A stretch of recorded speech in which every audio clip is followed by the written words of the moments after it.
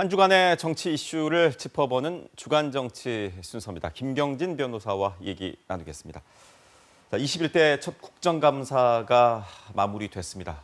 총평 하신다면 어떻게 하실 수 있을까요? 국정감사라고 하는 것이 사실은 국민의 실생활에 필요한 부분에 대해서 정책적인 내용을 중심으로 해서 감사가 이루어져야 되는 것이 원칙인데 이번 21대 첫 국정감사는 정책 감사라기보다도 정치적인 이슈를 가지고 충돌하는 경향이 매우 컸기 때문에 아쉬움이 많이 남고 특히 국정감사 현장에 필요한 증인이라든지 참고인들이 좀 많이 나와서 실생활에 필요한 내용을 직접 현장에서 답변을 듣는 것이 중요한데 증인 채택이라든지 이런 부분에 있어서도 아쉬움이 많이 남는 자리였습니다. 언론에서도 아쉬움이 많은 국정감사였다는 평가가 이어지고 있는데 네. 그럼에도 불구하고 저희가 보면 해마다 국정감사를 통해서 뭐 날카로운 질문, 네. 정책 질의 등을 통해서 이른바 국감 스타가 탄생하지 않습니까? 예. 국감 스타라고 하기까지는 그렇더라도 예. 그래도 이렇게 주목을 끌었다. 야, 정말 괜찮았다. 이런 의원을 꼽으신다면 누구를 꼽으실 수 있으실까요? 우선 첫 번째로 정의당의 유호정 의원 꼽고 싶은데요. 사실 국회의원 하다 보면 각 기업에서 로비가 많이 들어옵니다. 근데 로비를 해주겠다고 하는 것이 지역구 사업에 뭐 해주겠다라고 하면서 로비가 들어오는 거거든요. 대부분의 보통의 의원들은 거기서 타협을 하는 경우가 많은데 이번에 정의당의 유호정 의원 같은 경우 삼성의 로비 의혹 단호하게 뿌리치고 필요한 어떤 중소기업 기술 탈취 문제와 관련해서 국회에서 지적을 해주어서 필요한 역할을 했다라고 보여지고요.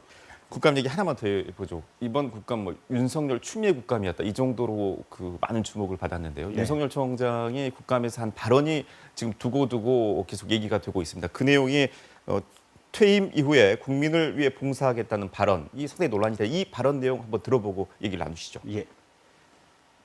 국민들을 위해서 어떻게 봉사할지 그런 방법은 좀 천천히 퇴임하고 나서 한번 생각해 보겠습니다. 지금은 제가 네. 그래서 그거는 뭐 제가 지금 말씀드리기 어렵습니다. 자, 이 발언 어떻게 보셨습니까? 봉사를 하는 것은 뭐 다양한 종류가 있을 수 있으니까 뭐 그거야 자유겠지만 중요한 것은 그 봉사에 정치도 포함되느냐에 대해서 포함되지 않는다고 명확하게 선을 그은 것은 아니거든요. 그러니까 정치할 가능성의 여지를 열어두었다라는 데 사실은 방점이 찍혀 있는 거고 문제는 검찰총장이라고 하는 것이 대한민국의 모든 정치인, 정치 권력을 수사할 수 있는 수사권의 최고의 핵심 책임자이기 때문에 이 수사권의 책임자가 나중에 정치를 할 수도 있다라고 하는 여지를 비춘 것은 상당히 아쉬움이 많이 남는 대목이다. 그래서 그런 부분에 대해서는 본인이 지금이라도 조금 명확하게 선을 그어줬으면 좋겠다라는 생각입니다. 함께 광주에서 물론 이제 지검 고검으로 따로 계셨지만 예. 근무도 같이 해보셨잖아요. 예. 윤 총장하고. 개인적으로 보셨을 때 뭐 그분의 성품이나 뭐 이런 것들을 봤을 때 실제 퇴임 이후에 정치를 할 걸로 보십니까? 그때 제가 알았던 윤석열은 정치할 사람이 아니고 검찰총장 취임 당시에도 정치할 생각이 없었는데 최근 한 1년여 동안에 집권 여당 또 추미애 장관하고 여러 가지 정책적인 부딪힘과 다툼이 있는 과정에서 마음속에 나도 정치를 하고 싶다라는 생각이 조금씩 드는 것이 아닌가라는 것이 저의 개인적인 추측입니다. 범여권의 대선 후보 경쟁 구도도 한번 살펴보죠. 이낙연 대표가 지난 주말에 취임 이후 당대표 취임 이후 처음으로 광주를 왔습니다. 뭐 여러 가지 얘기들이 있었는데 최근에 이제 대권 후보 지지율에서 보면 이재명 지사에게 역전을 허용한 뒤에 좀 회복을 못 하고 있거든요. 예. 지금 일각에서는 뭐 이대만, 이대로 가면 대표만 한다 이 정도 얘기까지 나올 정도인데 예.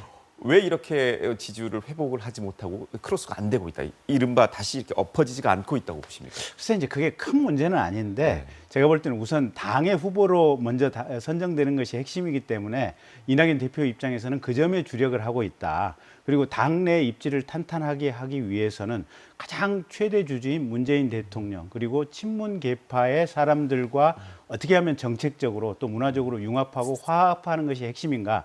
여기에 현재 당대표직의 어떤 수행에 초점을 두고 있기 때문에 지금 조금 전 국민적인 지지율이 조금 빠지고 있는 것이 아닌가라고 생각이 되고 이런 상황에 대해서 이낙연 대표가 너무 일희일비할 것 없고 꾸준히 본인의 페이스대로 가는 것이 중요하지 않을까 저는 그렇게 봅니다.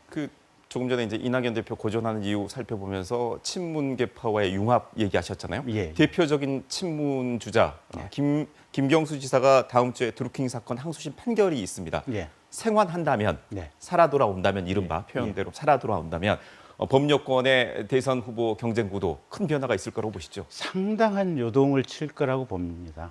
그러니까 친문들 같은 경우는 원래 조국, 김경수를 문재인 대통령 다음 후계 가능성이 높은 주자라고 보고 평가를 해왔는데 조국 장관 무너졌고 그다음에 김경수 지사 같은 경우는 사실은 여러 가지 사법적 리스크 때문에 지금까지 지지를 못했던 상황인데 만약에 살아나오기만 한다면 그쪽으로 급격하게 지지가 쏠릴 가능성이 있기 때문에 어쨌든 민주당 당내 경선 구도가 대단히 요동칠 것이다 이렇게 보여집니다. 다음 주에 김경수 지사의 항소심 판결 결과 지켜봐야 되겠네요. 여기까지 정리하겠습니다. 고맙습니다. 고맙습니다.